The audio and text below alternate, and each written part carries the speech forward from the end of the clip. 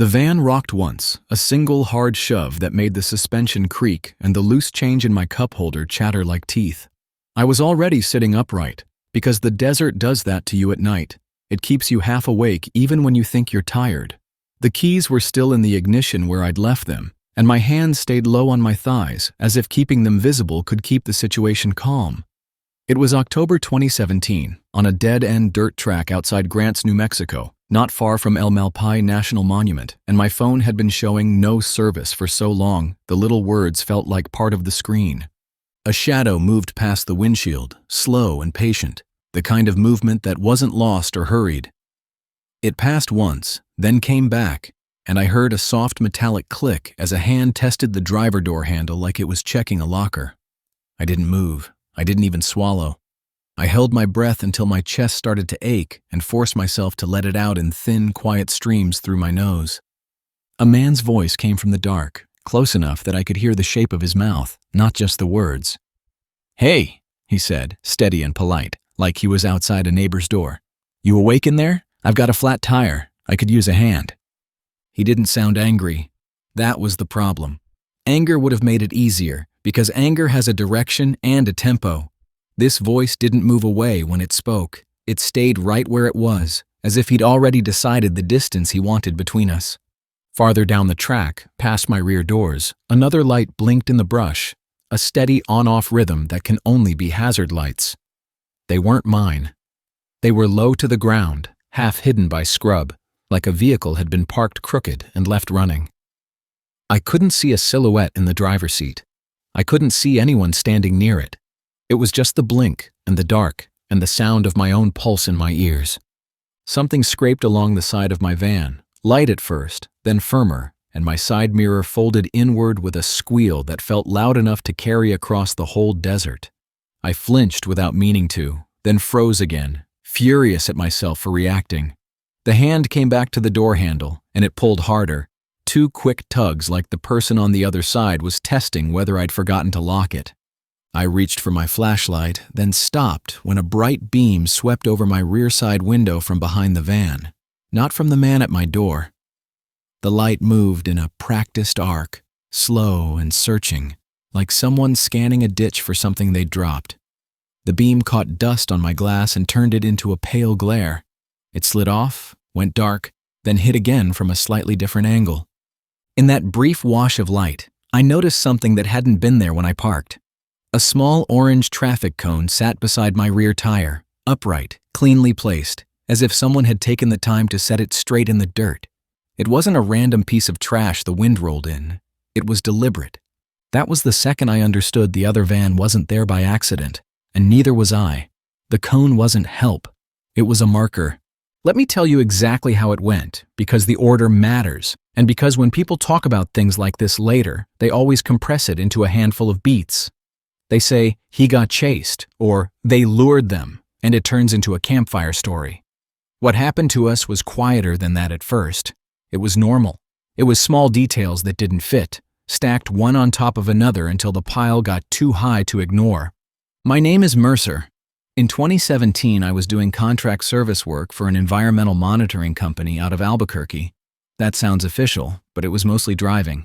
I was the guy who went out to remote stations to swap batteries, pull data logs, replace fuses, straighten bent solar panels, and take pictures for reports nobody read unless something failed. I worked alone more often than not because the jobs weren't complicated and the sites were spread out. On good days, the only thing that happened was the sky changing color as I moved through it. I drove a plain white cargo van with no decals, no ladder rack, nothing that said tools inside.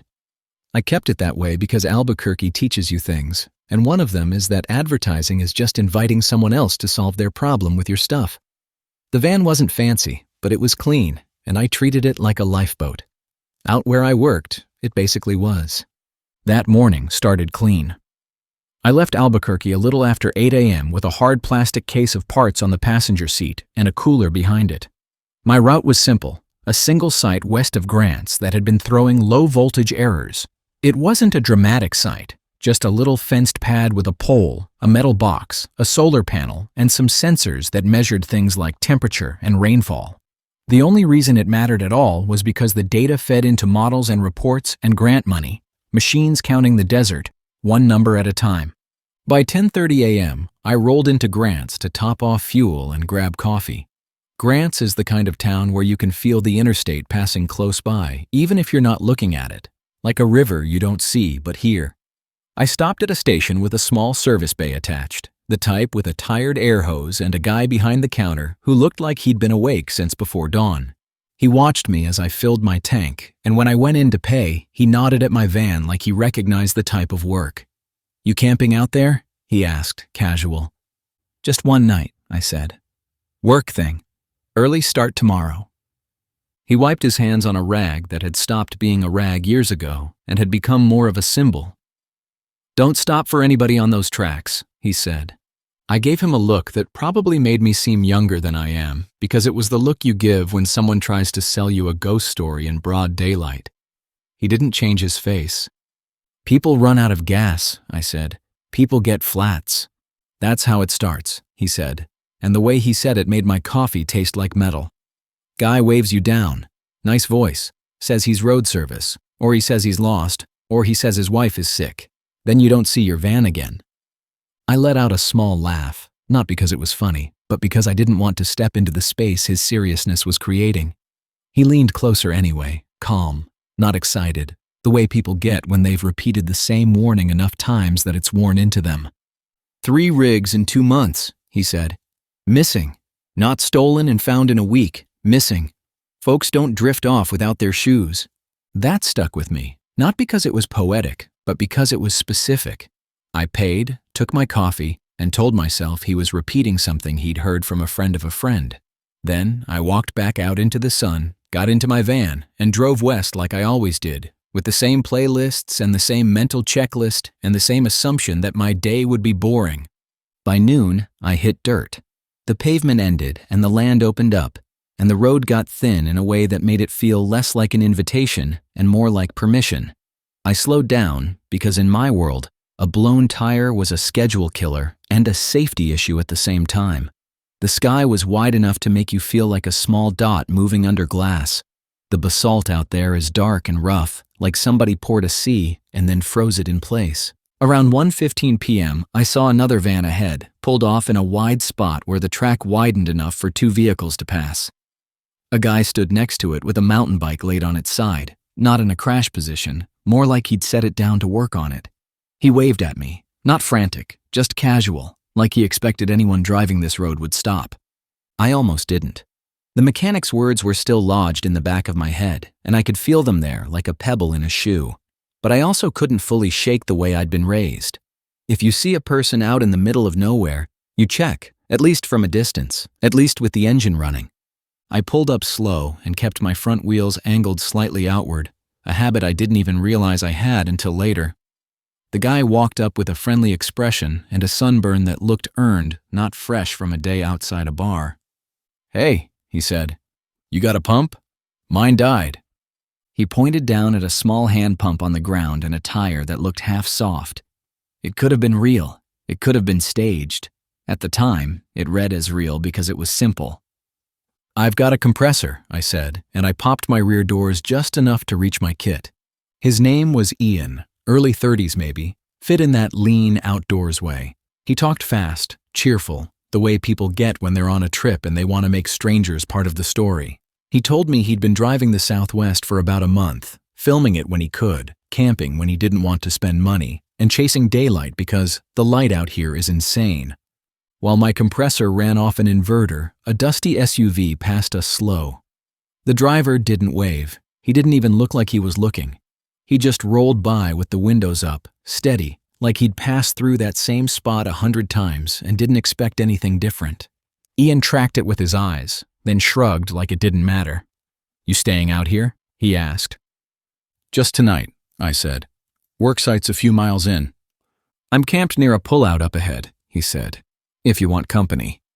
I almost said no out of habit, because I'm not the kind of guy who seeks company on purpose. But the mechanic's flat stare floated back into focus, and the SUV's slow pass left a faint scratch in my mind. "Maybe," I said. "Depends what I find." Ian smiled. Fair?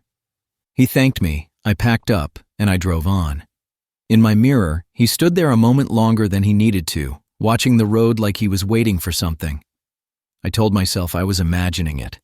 I got to my site a little after 2 p.m. It sat on a low rise behind a simple fence, the kind of fence that keeps cattle out more than it keeps people out. The equipment box was bolted to a post. The panel faced south. It was the definition of boring. The gate was open. That was the first wrong thing. I always closed gates the way I found them, and so did every tech I knew, because leaving a gate open is how you get a call from an angry landowner and a broken fence. An open gate meant somebody had been there since the last service, and it wasn't supposed to be anyone from our side. The fence wire sagged in one spot like it had been forced, then pushed back into place in a hurry. Not enough to scream break in, but enough to whisper it. I parked, got out, and walked in with my tool bag. The box door sat wrong, bent at the hinge, and when I opened it, the battery compartment was empty. Not disconnected. Not dead. Empty. 2 cables had been cut clean, like with snips, no fraying, no ripping. Whoever did it didn't panic. They took their time. I took pictures like I was trained to. I wrote notes in my log. I checked the charge controller, the fuses, the wiring harness, the sensor lines. Everything else was intact, which made the missing battery feel more intentional, like the battery itself was the prize. That didn't make sense on paper, because a deep cycle battery isn't worth the trouble compared to anything you could steal in town. But thieves aren't always in the business of making sense. Sometimes they're in the business of controlling. I stood there longer than I needed to, looking out over the land, listening. The wind moved through scrub and made small, dry sounds. A raven clicked somewhere off to my right. The road I'd driven in on looked empty. Still, the feeling didn't leave. That feeling wasn't fear yet. It was the sense that the rules had changed without me being told. By 4:30 p.m., I finished what I could. Without a replacement battery, there wasn't much. I locked up the box as best as I could, closed the gate, and told myself I'd file a report when I had signal. Before I left, I walked the perimeter one more time because my brain had started counting threats the way it counts tools. Near the edge of the road, just off the track, I saw a small orange traffic cone tipped in the dirt. It didn't belong there. No crew, no construction, no reason. Out there, cones aren't something you casually lose. They're something you bring when you have a plan. I stared at it for a few seconds, then looked up and down the road like I expected someone to be watching from behind a rock. I didn't touch it. I didn't kick it. I didn't want my fingerprints on anything, and I didn't want to convince myself it was nothing by acting casual. I drove back toward the pullout Ian had mentioned because the sun was lowering and the idea of being alone with that cone in my mind didn't appeal to me. I found his camp around 5:30 p.m. He'd set up simple, a small stove, a folding chair, no fire. Another van sat farther back in the shade of scrub, angled as if the driver had wanted a quick exit. A woman stepped out when she saw me, watching carefully, not smiling until Ian called out. "This is Mercer," he said. "He's got tools. Helped me with my tire." The woman nodded once. "I'm Lila," she said. We did the quick, polite exchange people do when they might share space overnight. The questions that sound like friendliness, but are also reconnaissance. Where you're from, where you're headed, how long you're staying, whether you've got water, whether you've got a plan. Lila said she was on her way to Arizona in a couple of days and preferred sleeping out here to parking lots. Ian said the same. I said the same. We laughed, but it didn't feel light. It felt like 3 people agreeing to pretend the world was normal so we didn't have to stare directly at the possibility that it wasn't. Around 6:15 p.m., while we ate from our own little supplies, Lila kept looking down the road like she expected headlights to appear. "You see somebody earlier?" I asked. She hesitated. "I had a vehicle behind me for a while," she said. "Not close, just there." Ian shrugged. "Lots of people drive these roads." "It didn't pass," she said, "even when I pulled over." That shut Ian up. I told them about the open gate and the missing battery, and about the cone I'd seen by the site. I didn't mention the mechanic yet because I didn't want to be the guy who drags a superstition into the circle. But when I said cone, Lila's eyes narrowed as if the word itself had weight. Then Ian said, "I saw another van about a mile back, parked weird." Lila turned toward him fast. "What kind of weird?"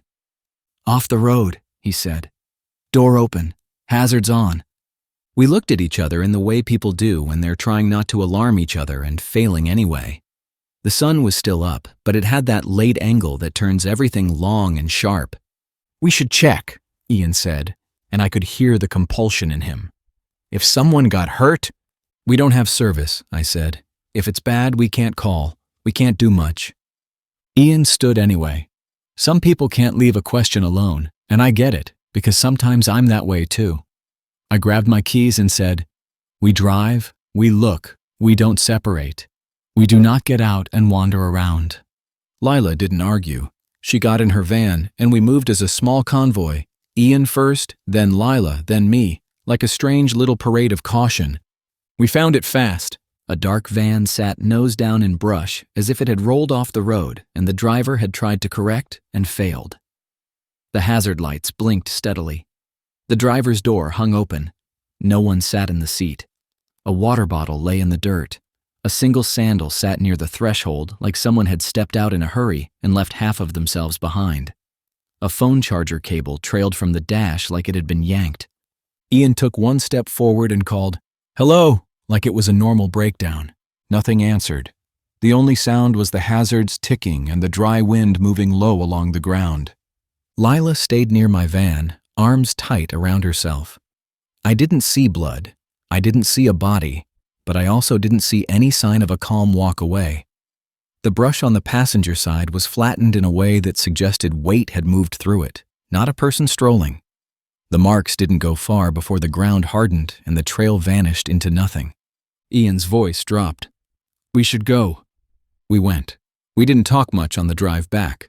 On the shoulder, maybe a quarter mile from the abandoned van, I saw another orange cone sitting upright like a signpost. Same size, same dusty plastic. Not fallen, placed. I didn't touch it. I didn't move it. I drove past and memorized where it was, because some part of my brain had started treating cones like breadcrumbs. Back at the pullout, the air felt tighter. Nobody ate more. Nobody made jokes. Lila said, we should leave.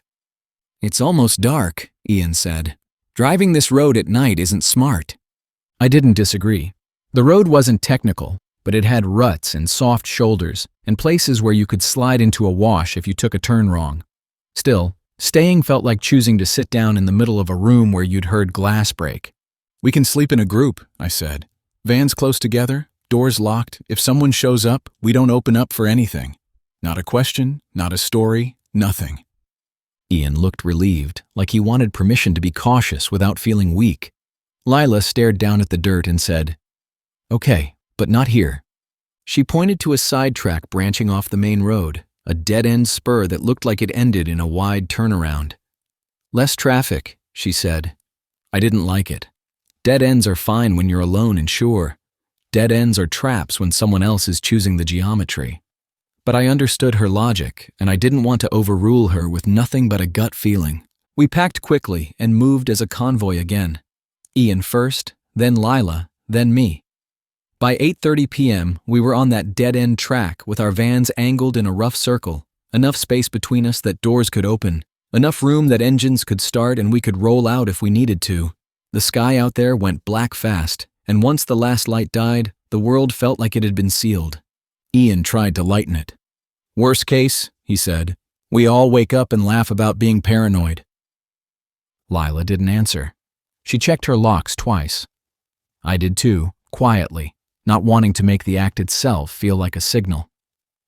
Around 9:45 p.m. headlights appeared at the mouth of the track. They stopped and idled there, pointing at us like a finger. Then they rolled forward slow, not hesitant, not lost. It was an SUV, dusty, plain, not a ranger rig, not a ranch truck, just generic enough to be invisible in daylight. It stopped again about 50 yards away. A man stepped out. He didn't run. He didn't shout. He walked like he'd done this before, shoulders loose, pace measured. He lifted his hands slightly so we could see them, a gesture that looked cooperative without actually giving anything. Evening, he called. Any of you got a jack? I've got a flat. Ian shifted like he was about to step forward. I grabbed his sleeve and shook my head once, firm. I raised my voice without yelling. Sorry, we can't help. The man stayed calm. "I'm not asking for much," he said. "Just a jack. I'll do it myself." Lila called, "Call someone." The man let out a soft laugh like she'd made a small joke. "Out here," he said. He took one more step closer, and I felt the temperature in my chest drop. "Back up," I said, and there was no friendliness in it anymore. He stopped. He stared into the dark between our vans like he was counting doors and windows and spacing, as if the circle we'd made was a diagram he needed to understand. He didn't really look at our faces. He looked at shapes. "All right," he said. "All right, I'll figure it out." He walked back to his SUV, got in, and drove away without hurry. The engine noise faded, and the quiet returned so fast it felt staged. Ian exhaled hard. Maybe he really had a flat. "Maybe," I said, because maybe is the word you use when you don't want to fight in the dark. Lila looked at me and said softly, "He didn't look at our faces." I didn't have an answer for that, because she was right. People who need help look at faces. They look for reaction. This man looked at arrangement. By 10:30 p.m., we all went inside our vans. We agreed on one rule, and we said it out loud so it would be real. Nobody opens their door for anything. Not a voice, not a knock, not a sob story. If there was a real emergency, we'd use our horns and our engines, not our locks. I lay on my back in the cargo area of my van, on a thin sleeping pad, staring at the ceiling ribs. I held my keys in my right hand like a talisman. I kept my shoes on because the mechanic's line about people drifting off without their shoes came back again, and it made my skin crawl. I must have dozed because the next thing I knew, I wasn't sure how much time had passed. The van was still and silent, and for a second, I thought maybe I'd been stupid. Maybe we really were paranoid. Then the van rocked. One hard shove, exactly like the first time. A test.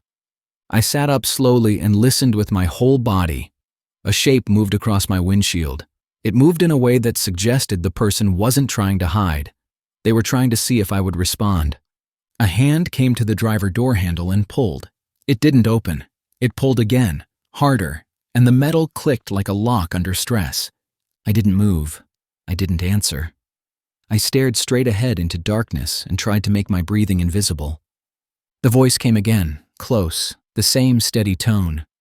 "Hey," he said. "You all right in there? I need help." It sounded like the same guy from earlier, but I couldn't be sure, because calm voices can be copied. What I could be sure of was that he knew which van was mine, because he was at my door, not wandering between vehicles asking in general. My eyes adjusted enough to see down the track through the front glass.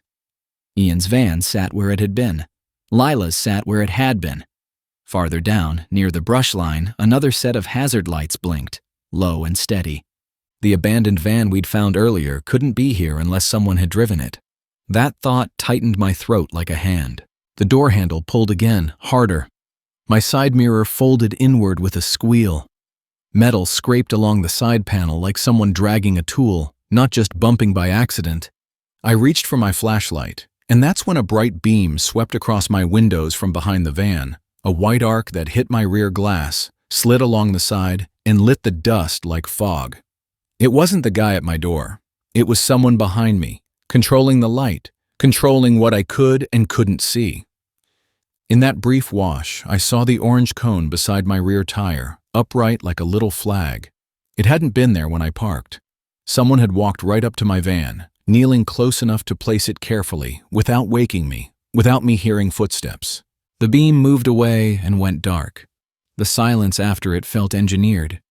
I stopped thinking and started acting, because thinking was how you stay still long enough to be used. I slid into the driver's seat slowly, keeping my movements small so the van wouldn't rock and give away my position. I turned the key. The engine caught, loud in the quiet. I kept my foot on the brake, heart hammering. Outside, the voice sharpened, like the mask had slipped. "Come on," he said. "Open up." I shifted into reverse, gentle at first. The van rolled back a foot. Then the rear dropped, sudden, like a tire losing air in one breath. The van leaned. The steering wheel twisted slightly in my hands. The cone wasn't a marker. It was a message, and the message was that they'd already worked the problem. A shape ran past my side window toward Ian's van. I saw Ian's door open. I saw his silhouette step out with a headlamp, light bouncing as he moved. because even good people break rules when they hear an engine and assume help is needed. I wanted to yell his name. I wanted to punch the horn, but I also knew sound wasn't going to stop whoever was out there. Sound would only tell them where the easy targets were. A flash lit the track, bright and brief. Ian fell. It wasn't dramatic. It was like someone had cut his strings. He hit the dirt and didn't get back up. Lila's van door opened. She bolted into the dark toward the brush because instinct can outrun logic when your life flips. I didn't see her face. I saw a body moving fast, then disappearing beyond the edge of my headlights, swallowed by scrub and shadow. The man outside my door let out a low laugh, one short sound like he was pleased the pieces were moving the way they were supposed to. That sound did more to me than the flash did. The flash could be explained as chaos. The laugh sounded like a plan. I slammed the van into drive and hit the gas. The front end bounced. The steering fought me because the rear tire was gone, shredded or flat, and the rim caught rocks and threw sparks I tried not to look at. The van lurched forward anyway because momentum is its own kind of safety. Headlights flared behind me. The SUV came hard down the track, close enough that my rear windows filled with glare. The driver bumped my bumper once, light but intentional, a tap that said, "You can't just leave." I didn't brake. I didn't look back. I kept the van straight by force, hands locked, jaw clenched so tight my teeth hurt. The track shook under the wheels, and the sound of the ruined tire was a grinding scream that felt like it belonged to something alive. The dead-end track met the main dirt road. I took it without slowing. The SUV stayed on me, riding my rear like it wanted to climb into my cargo space. I remembered a narrow service cut we'd passed on the way in, a short spur between two old posts that I'd clocked without meaning to, because I always note gates and choke points. It was a skinny entrance, the kind meant for maintenance trucks, not wide SUVs. I aimed for it like it was a door in a fire. I turned hard. The van scraped a post with a grinding hit that made the whole body shudder, but it fit through. The SUV hit the turn and had to brake. It was wider, less forgiving. It clipped a post, lurched, and stopped short, blocked by its own size and the angle of the cut. A door opened behind me. I didn't look back. I drove blind down that service cut until it widened and dumped me onto another stretch of dirt that ran closer to pavement. I kept going, every sense narrowed to one goal: get signal, get lights, get witnesses. At 10:58 p.m., my phone chirped with signal, 1 bar, then 2, like the world had been withholding it on purpose. I called 911 with my hands shaking on the wheel and my throat tight enough that my first words came out broken. I told the dispatcher where I was, what road I was on, that there were people back there, that someone had been shot, that a woman had run into the dark. I didn't say dead. I didn't say killed. My mouth couldn't form those words yet, even though my brain already knew. A sheriff's unit found me on pavement near midnight. Red and blue lights washed over my van and made the world look staged, like a movie set built around my ruined tire. A deputy opened my door and kept his hand near his belt, not pointing anything at me, but ready. "Stay in the seat," he said. "You Mercer?" "Yes," I said, and my voice sounded far away, like someone else's. He looked at the shredded tire, the scraped side panel, the dust caked on my headlights. "You alone?" "No," I said, "not anymore." They took my statement fast, the way people do when the night is still active and the facts matter more than feelings. Another unit went back down the road with me riding along, pointing with a stiff finger at each turn, each landmark, each place I remembered a cone. The deputies moved with a careful speed, controlled but urgent, like they'd practiced these rhythms. We found Ian where he'd fallen. The lights hit him and then slid away as they worked. They checked him anyway, because procedure is a kind of respect. Then one deputy shook his head, small and final. They said his name once, maybe out of habit, maybe hoping for a miracle that never comes in places like that. There was no answer. They searched for Lila until the night thinned out and the air got cold enough to turn your breath into visible proof you were still alive. They found her van. They found her keys on the ground near the driver door. They found her jacket folded on the seat like she'd planned to come right back and finish something. They didn't find her. They found the SUV about a mile away, abandoned on a turnoff, engine still warm.